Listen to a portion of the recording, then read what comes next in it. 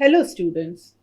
अभी तक हमने सी प्रोग्रामिंग लैंग्वेज के बहुत सारे अलग अलग टॉपिक्स पढ़े हैं, जिसमें हमने सी प्रोग्रामिंग लैंग्वेज के बारे में जाना था। सी के डेटा टाइप्स, वेरिएबल्स, किस तरीके से हम उन्हें असाइन करते हैं। हमने अलग अलग लिटरल्स पढ़े। फिर उसके बाद हमने ऑपरेटर्स पढ़ा, कंडीशनल स्टेटमेंट पढ़ा था, लूप्स पढ़े थे। उसके बाद हमने एरेज पढ़े और अब हम पढ़ेंगे स्ट्रिंग्स। जो हमारा आज का न्यू टॉपिक है उसका नाम है स्ट्रिंग्स।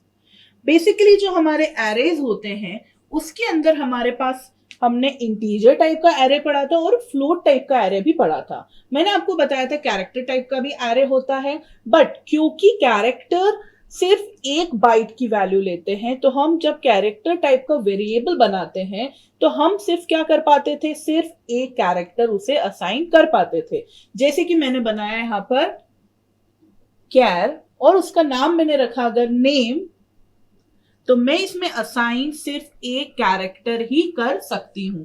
मैं अगर चाहूं कि मैं इसमें असाइन कर पाऊं पूरा नाम, तो उसके लिए मैं कैरेक्टर एरे बनाती थी। और कैरेक्टर एरे बनाने के उसमें एक प्रॉब्लम है। वो क्या है? कैरेक्टर एरे जब मैंने बनाया नेम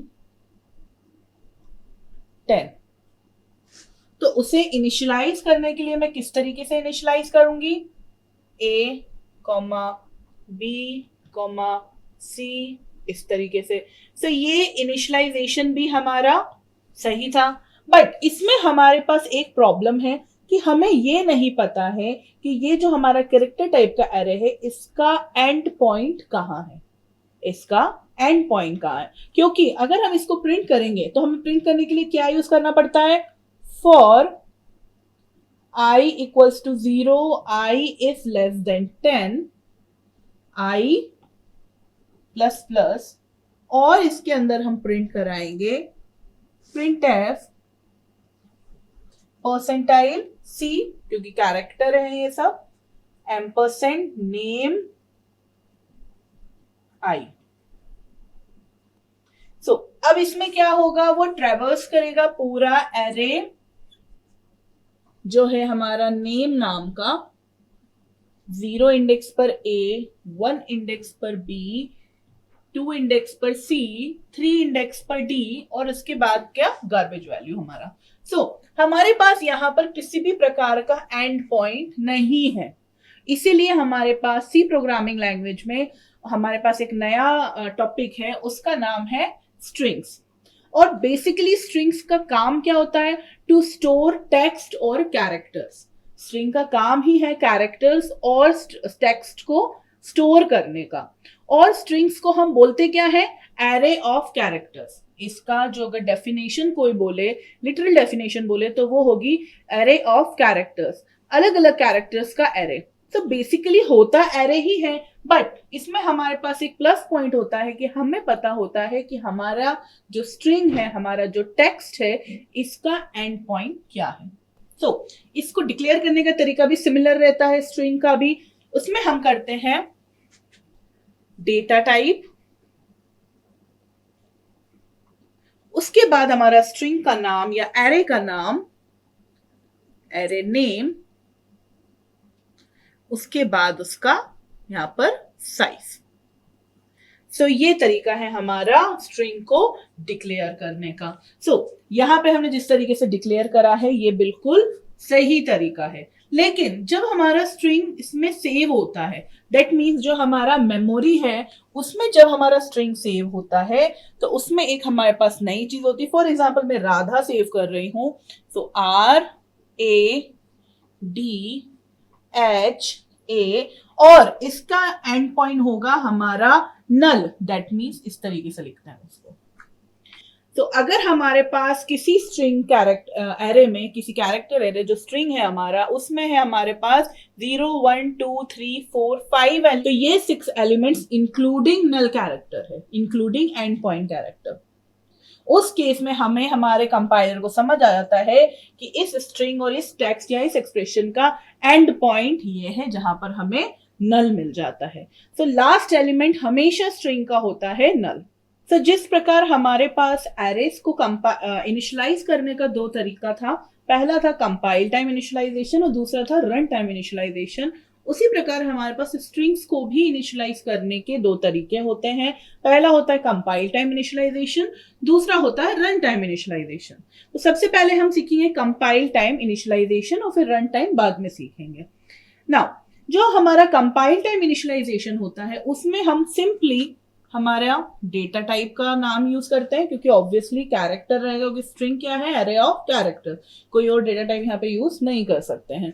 फिर होता है हमारा एरे का नाम, फिर उसकी साइज, और जिस प्रकार हम एरेज को करते थे कंपाइल टाइम इनिशियलाइजेशन, उसी प्रकार हम यहाँ पर भी हमारे एरे को यहाँ पर हमारे स्ट्रिंग को इनिशियलाइज कर सकते हैं। R A D H A और फिर लास्ट होगा हमारा नल कैरेक्टर, इस तरीके से।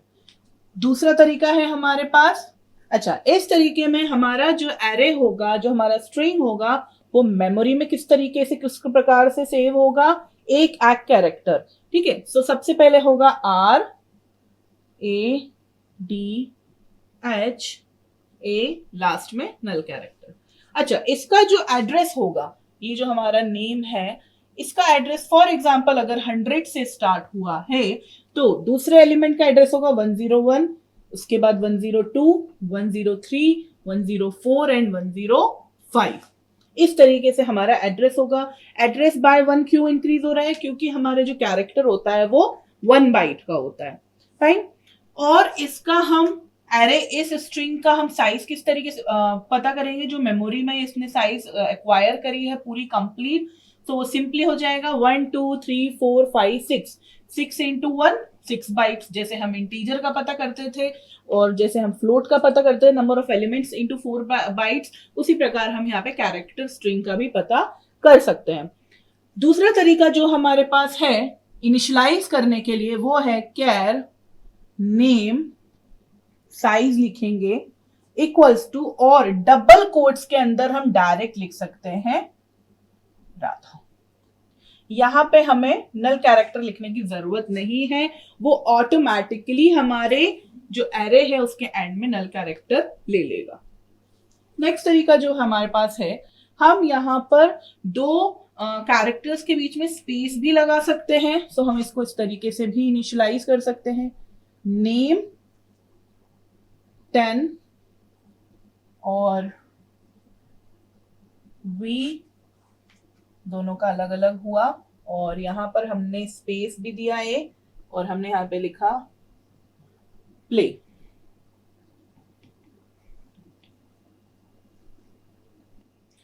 इस तरीके से हम इनिशियलाइज स्पेस को भी यहाँ पे अलाउड है।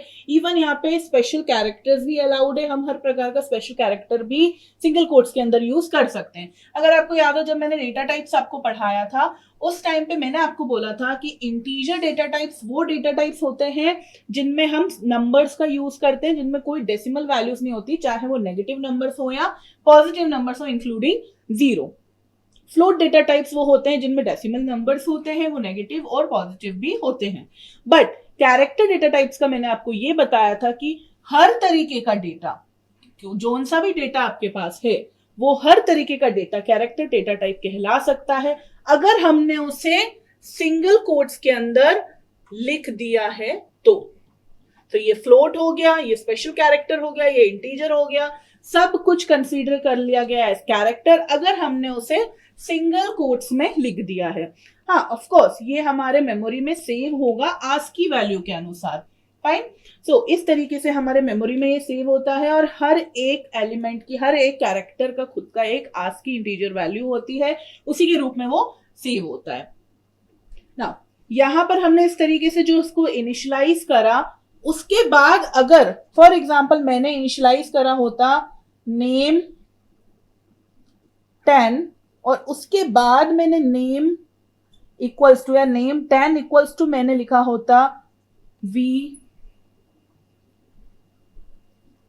प्ले,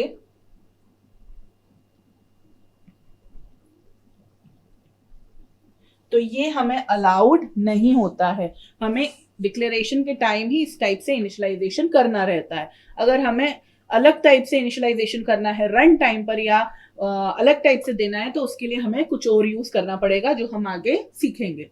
इसमें एक और चीज हमें जानना है कि अगर मैंने यहाँ पर एक नेम नाम का स्ट्रिंग बनाया था और एक और स्ट्रिंग बना देती हूं मैं S1 नाम का, जिसका साइज मैंने 10 दिया है, और अगर मैं इसको लिखती हूं S1 इक्वल्स टू नेम, तो ये अलाउड नहीं है। हाँ, हम वेरिएबल्स के साथ ऐसा करते थे, हम इवन एक एक कैरेक्टर एक एक एलिमेंट का भी हम इस तरीके से करते थे, बट स्ट्रिंग्स में हम ऐसा नहीं कर सकते हैं, क्योंकि हमारे पास एक तरीके का स्ट्रिंग फंक्शन रहेगा जो हम आगे पढ़ेंगे, जिसके थ्रू हम स्ट्रिंग्स को कॉपी कर सकते हैं, पर इस तरीके से लिखना अलाउड नहीं है। स्ट्रिंग्स में एक चीज का ध्यान रखना हमें बहुत ज्यादा जरूरी है कि स्ट्रिंग किसी भी प्रकार का data type C programming language में नहीं है।